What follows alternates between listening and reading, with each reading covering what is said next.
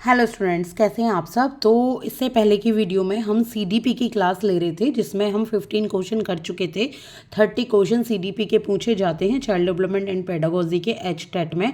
तो HTET PGT का question paper मैं आपको करा रही हूँ 2018 का। इससे पहले मैं कई सारे सालों के प्रीवियस ईयर क्वेश्चन अपलोड कर चुकी हूँ। प्लेलिस्ट अवेलेबल है एचटेट प्रीवियस ईयर क्वेश्चन 2024 के नाम से, आप देख सकते हैं, चैनल पर सब्सक्राइब कर सकते हैं।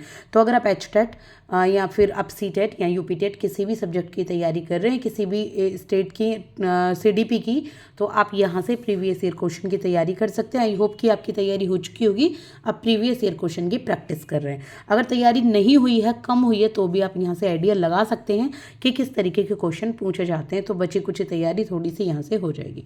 तो चलिए आज 16 क्वेश्चन स्टार्ट करते हैं 16 से, और इसको पूरा करते हैं 30 क्वेश्चन तक, यानी कि 15 क्वेश्चन हमारे जो रह गए हैं पार्ट 2 में 2018 में, उसे कंप्लीट करते हैं। तो इसमें है विच of the following is not true about day dreaming among adolescent. इनमें से जो डे ड्रीमिंग देखते हैं ना एडोलेसेंट लोग, टीनेजर जो बच्चे होते हैं 13 ईयर्स से 18 ईयर्स तक के, तो वो डे ड्रीम करते हैं, दिन दिवा स्वप्न जिनको कहते हैं, दिन में स्वप्न देखते हैं। तो कौन सा सही नहीं है हमें वो बताना है, कौन सा उल्टा है हमें वो बताना है।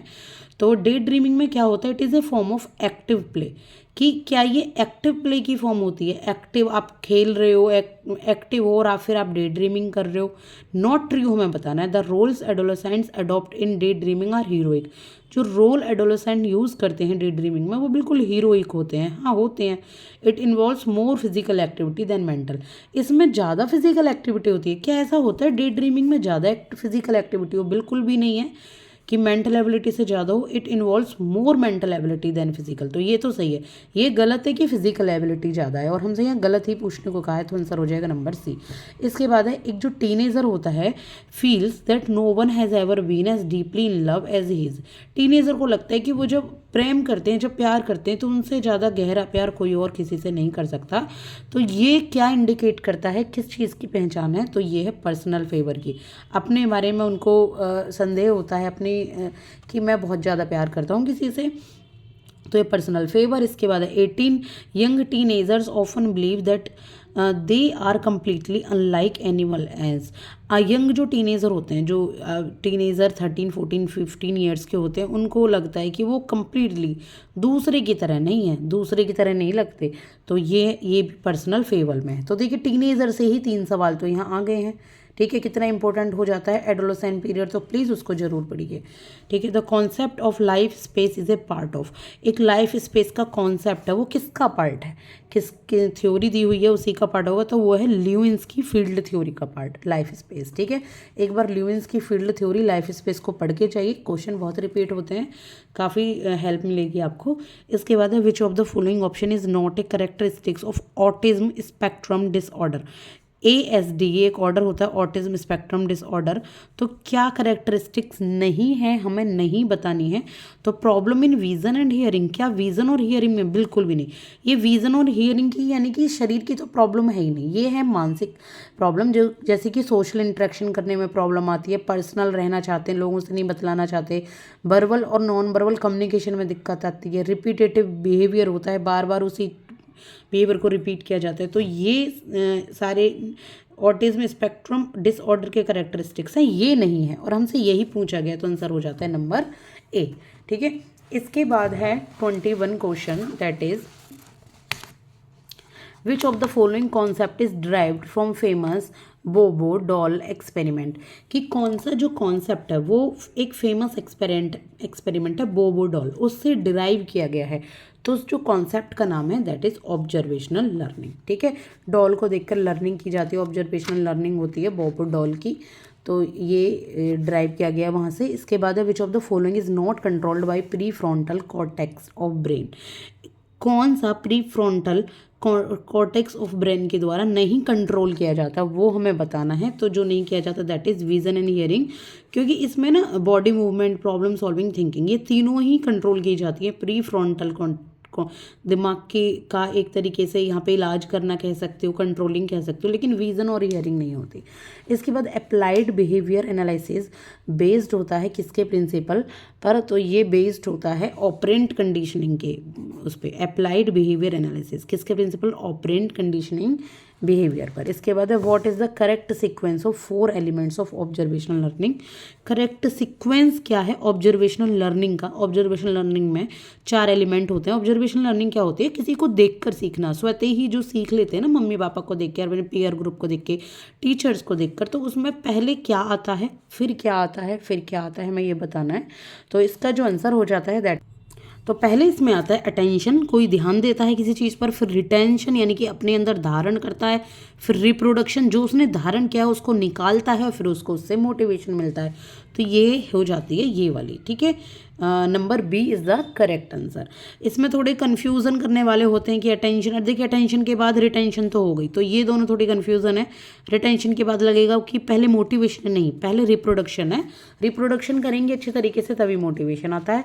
इसके बाद 25 that is Kim changed her mobile number. Kim ने अपना मोबाइल नंबर चेंज कर दिया एंड उसने दूसरा नंबर ले लिया। जब किसी ने उससे पूछा कि her new number she could recall only 3 digits of new mobile number, the cause behind it may B.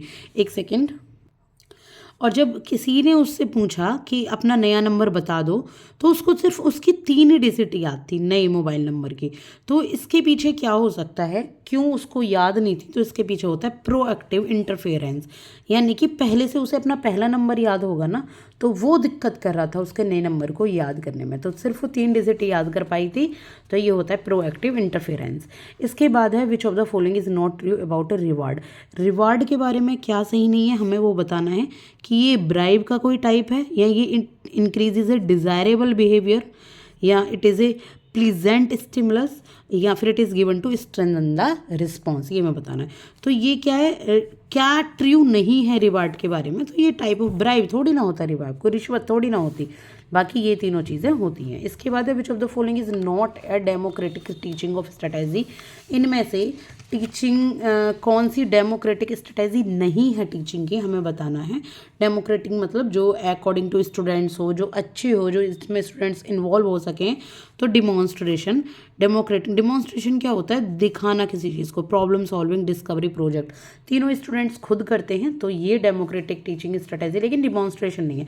Demonstration जैसे कि मैं आपको पढ़ा रही हूँ, सीधे बुक दिखा दी, पढ़ा दिया, आपको कुछ काम तो करने को नहीं दिया ना मैंने, ना डिस्कवरी के लिए, ना प्रॉब्लम सॉल्विंग के लिए, प्रोजेक्ट के लिए, तो ये डेमोक्रेटिक टीचिंग स्ट्रेटेजी नहीं है। इसके बाद है 28 that is the age range of genital stage of Freud's theory of psychosexual development is similar to which of the following stage of Erikson theory of psycho social development. जो age range होती है genital stage की Freud की theory में, psycho social sexual development की, Erikson's की जो theory है साइको सोशल डेवलपमेंट, उसके समान है, ये पूछा है। जेनिटल स्टेज जो फ्रॉड की थ्योरी है और इरेक्शंस की थ्योरी की जो डेवलपमेंट थ्योरी है, उसमें क्या सिमिलरिटी है ये पूछा, तो उसकी जो सिमिलरिटी है वो है आइडेंटिटी वर्सेस रोल कन्फ्यूजन में। तो एक बार फ्रॉड की थ्योरी भी आप देख कर जाइए। अब करते हैं हम सेकंड लास्ट क्वेश्चंस और जल्दी से कंप्लीट करते हैं 2018 के सारे ही क्वेश्चंस को, और दूसरे सब्जेक्ट्स की भी अवेलेबल हैं, तो आप देख सकते हैं प्लेलिस्ट में, HTTPYQs के नाम से आपको मिल जाएगी। At this stage of development, children think with their eyes, ears, hands and other sense organs.